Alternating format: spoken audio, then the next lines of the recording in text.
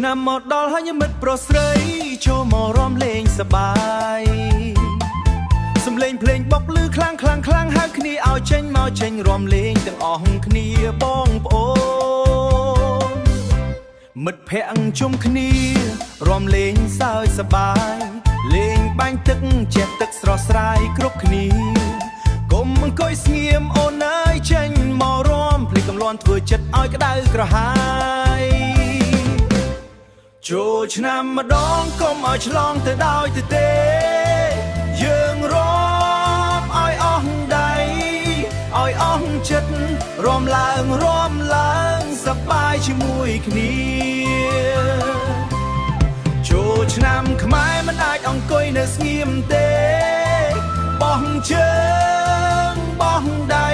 តាមភ្លេងដកក្ដៅសើចឲ្យខ្លាំងឲ្យភ្លេចទុកទាំងអងក្រមាក្រហមឃើញអូនពាក់ហើយស្រស់ណាស់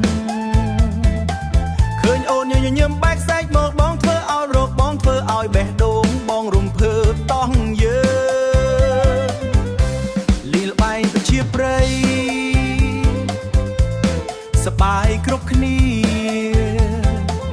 លេងបោះអង្គុញលេងបោះឈូងលេងលាក់កន្សែងក៏មិនដាច់ថ្ងៃបនចូលឆ្នាំខ្មែរចប់ដោយគ្មានន័យឡើ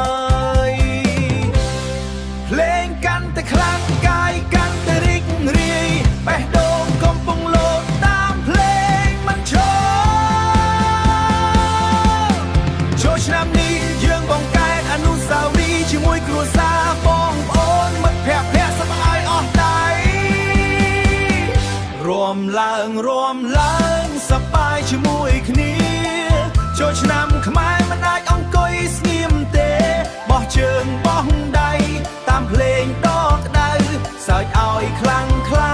ឲ្យភ្លេចទុកទាំងអងទឹកបាញ់ត្រជាក់ក្ដៅចិត្តក៏បាត់សំលេងសើចលាន់ពេញភូមិពេញស្រុកថ្ងៃនេះយើងរស់នៅក្នុងពេលវេលាដែលសប្បាយជាងគេក្នុងឆ្នាំ